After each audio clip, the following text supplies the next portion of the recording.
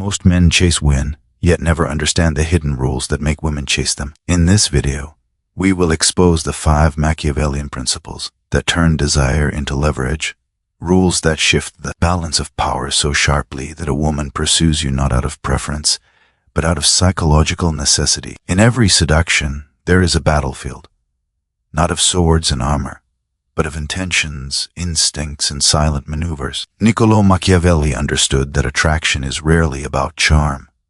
It is about influence, strategy, and the subtle management of perception. Those who master these hidden dynamics bend desire itself to their advantage. Tonight, we step into the dim corridors of human psychology, where affection becomes currency and power becomes the true object of desire. Here, the weak cling to emotion, while the strong sculpt it with precision. Welcome, then, to the realm of hidden rules. Rules that do not ask for permission, but quietly reshape a woman's pursuit of you. Absence is a strange kind of power. Most people fear it, misunderstand it, or waste it. But history has shown again and again that those who know when to withdraw often command more influence than those who remain constantly present. Consider this for a moment. Why did ancient rulers disappear from the public eye for long stretches of time? Why did they shroud their intentions in silence? Why did they allow others to wonder and worry about their next move? Because uncertainty breeds attention, and attention is the currency of influence. You too live in a world driven by attention, yet you may not realize how cheaply most people spend theirs. They give it away without strategy, without restraint, without even understanding its value. They fear distance, they fear pauses, they fear silence, and so they cling, chase, and overexpose themselves. Ask yourself this: when everything is always available, what becomes special? What becomes desirable? What becomes worth pursuing? Nothing. Desire needs space to breathe. Power needs room to grow. The old courts of Italy understood this instinctively. A sovereign who was constantly visible became predictable. Predictable became ordinary, and ordinary became vulnerable. But a sovereign who withdrew with intention vanishing from public view for days or weeks created a mystique that no amount of presence could match. People filled the silence with their own imagination, and imagination is far more potent than reality. Today, relationships, romantic or otherwise, follow the same psychological rhythm. A presence that demands nothing becomes background noise. A presence that begs to be noticed becomes irritating. But a presence that appears, disappears, and reappears with precision becomes compelling. Not because it manipulates, but because it interrupts the pattern that others expect. We are creatures built to respond to contrast. Light matters because of darkness. Warmth matters because of cold. Presence matters because of absence. Think back to your own experiences. Have you ever noticed that someone became more attractive the moment they stepped back, or that your interest faded when someone offered themselves too freely? You may have dismissed these as instincts, but they are patterns deeply rooted in human psychology. Scarcity, after all, shapes value. In ancient warfare, a commander did not reveal every strategy. He withheld information, disguised intentions, and acted only when the ground favored him. He chose his moments, and in choosing them, he controlled them. You must learn to recognize the difference between careless absence and strategic absence. Careless absence is apathy, neglect, or incompetence. Strategic absence is intention. It is awareness. It is the understanding that presence should be earned, not assumed. You do not disappear to punish. You do not withdraw to provoke. You step back to observe, to recalibrate, to restore the weight of your presence. It is a kind of discipline. A restraint that few practice. A restraint that reveals where true self-command lies. Ask yourself, if you were to vanish from someone, as daily landscape would they notice? Would they question? Would they feel the shift? Or would your absence pass unnoticed, like a shadow fading at dusk? The answer reveals more about your current influence than you might want to admit. But do not look at this with regret. Look at it with clarity. Because awareness is the beginning of all power. When you understand how your presence affects the world around you, you learn how to shape it, not through force, but through timing. Even the strongest flame needs oxygen. Even the most compelling figure needs distance. Even the most powerful message needs silence around it to be heard. So reflect on this.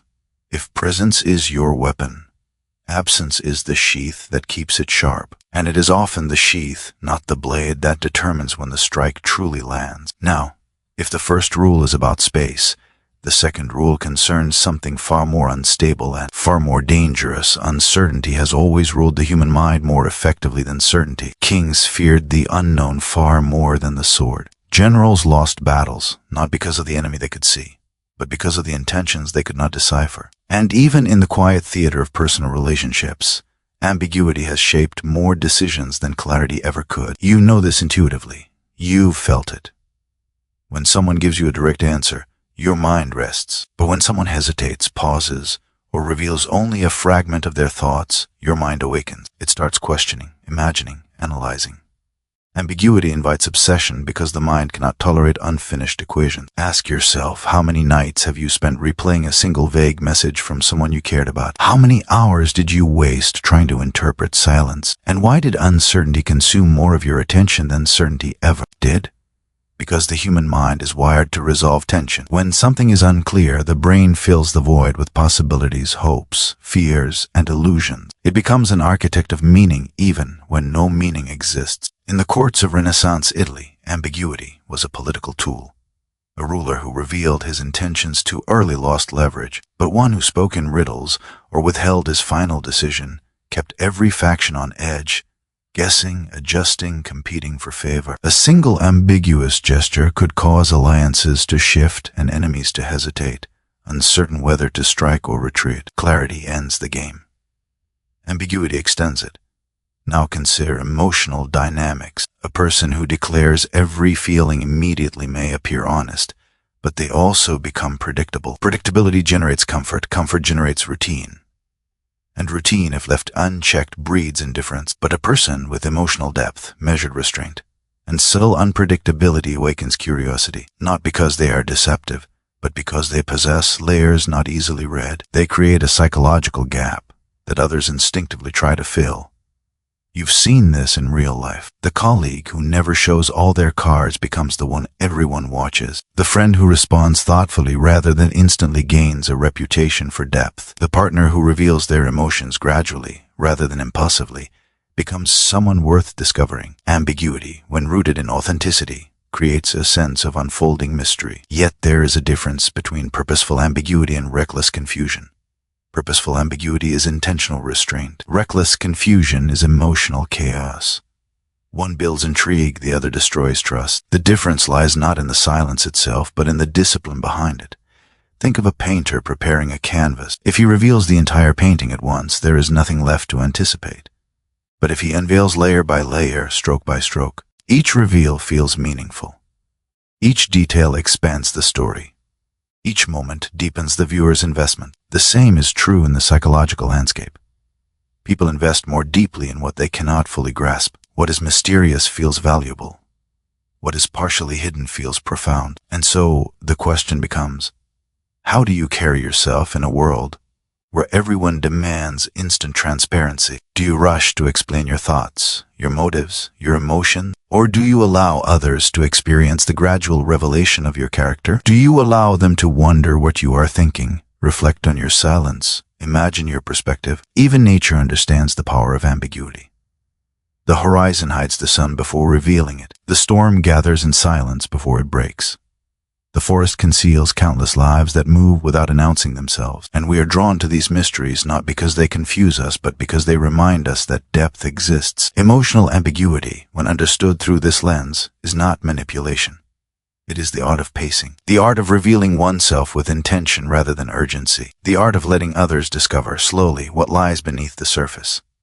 Because what is discovered slowly is valued deeply, and what is valued deeply is rarely taken for granted. Now reflect on this. If ambiguity activates the mind, what happens when that activated mind encounters a challenge to its pride? That is where the next keynote begins, with the hierarchy of value. Hierarchy of value has shaped every struggle for influence throughout history. It determined who commanded armies, who shaped alliances, and who merely followed. In personal dynamics, the same principle governs attention, respect, and desire. People are drawn not to what is common, but to what feels elevated, rare, and costly. You may not think of yourself as involved in such hierarchies, yet you are.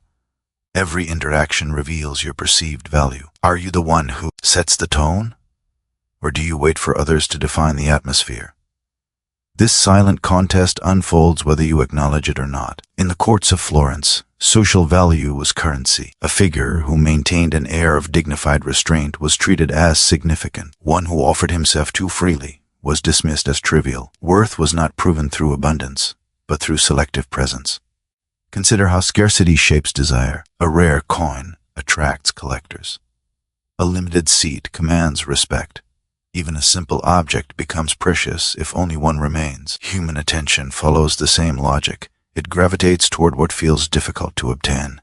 Think of the people you admire. Do they chase approval? Do they spread themselves thin? Or do they appear centered, composed, selective? Those who choose their engagements with care project inherent worth. Yet many undermine themselves in subtle ways. They respond instantly to every request. They over-explain their intentions. They accept treatment that contradicts their own standards. And then they wonder why others do not recognize their value. Perceived value is a reflection of conduct, not mere identity. It is reinforced through boundaries, pacing, and the ability to walk away. When you respect your time, you compel others to do the same. When you elevate your expectations, you invite the world to rise or fall in response. Historical advisors understood this truth well. A strategist never appeared desperate for allies. He allowed allies to prove themselves. A ruler did not beg for loyalty. He established conditions that made loyalty advantageous. Value in these contexts was not demanded. It was demonstrated with calm certainty. Reflect on your own life. Have you ever allowed someone too much access too soon? Did they appreciate it? Or did they treat it as something ordinary? People rarely treasure what they did not earn.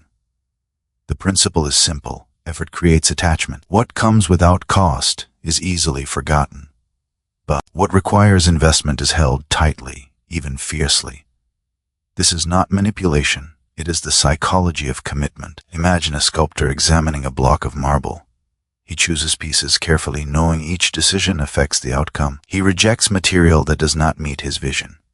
In doing so, he reveals his standards. Your interactions form a similar sculpture of your perceived worth. To elevate your value, you must cultivate inner substance. Knowledge, discipline, composure, these are the elements that draw respect. They cannot be faked. They must be lived. A person who embodies them becomes compelling without announcing it. Ask yourself, what message does your behavior send? Not your words, your behavior. Do you uphold your principles under pressure? Do you maintain your composure when challenged? These moments define your hierarchy far more than declarations ever could. And remember this, value is not static. It rises with discipline and falls with inconsistency. It strengthens through self-respect and weakens through self-neglect. Others sense these shifts even when nothing is spoken.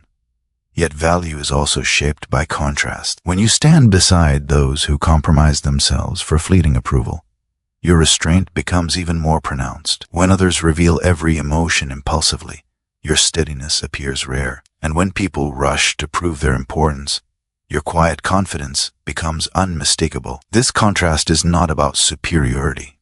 It is about distinction. Humans notice what stands apart, what refuses to blend in, what carries itself with deliberate intention. In a world where most undervalue themselves, your discipline becomes its own silent authority.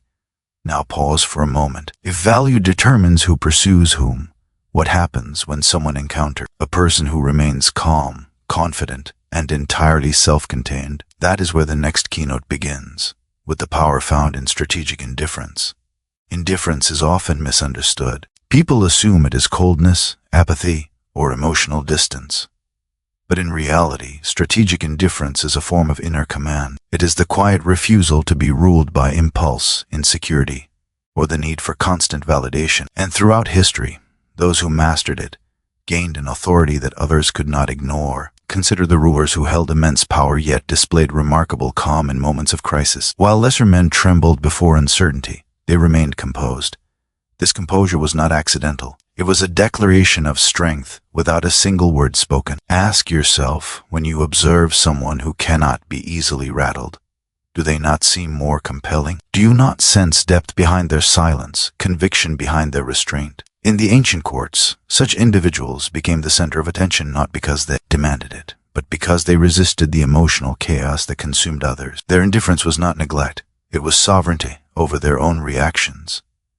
Now look at your own life. You may have noticed how quickly people become unsettled when they cannot predict your emotional response. When you do not rush to prove your interest, your loyalty, or your affection, they begin to question. When you do not mirror their urgency, they begin to evaluate their own position. Curiosity deepens.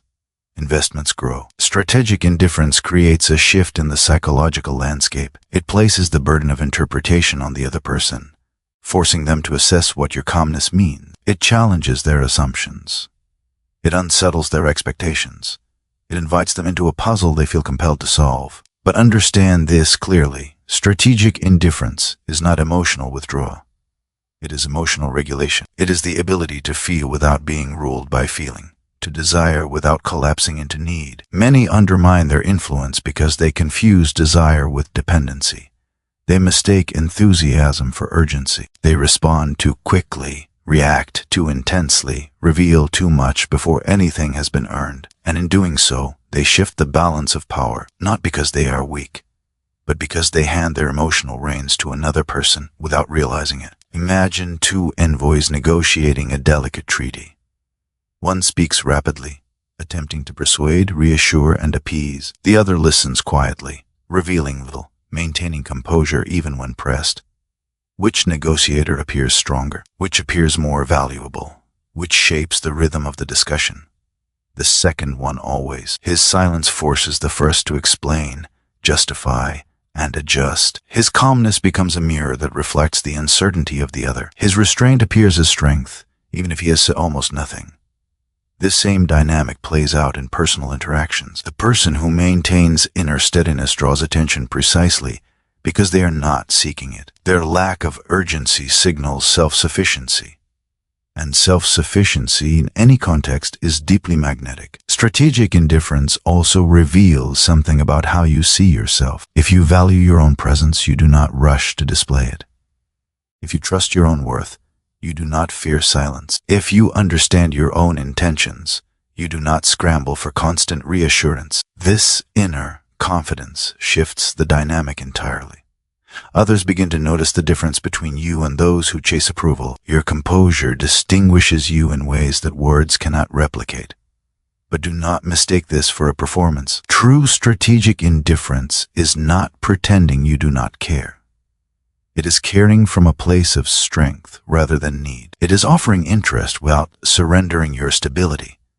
It is showing emotion without forfeiting control. Ask yourself, would you rather be the person who clings desperately to connection, or the one who chooses with clarity, engages with intention, and remains steady regardless of the outcome? People gravitate toward those who do not crumble under uncertainty. They respect those who hold themselves to a higher standard of composure. They pursue those whose emotional balance suggests a life grounded in purpose rather than chaos. And so the question becomes, when others encounter your calm, do they see emptiness or do they sense power? Because in the next keynote, we step into the deepest layer of all, the realm where emotional influence becomes identity itself. In the end, the greatest form of influence is never loud.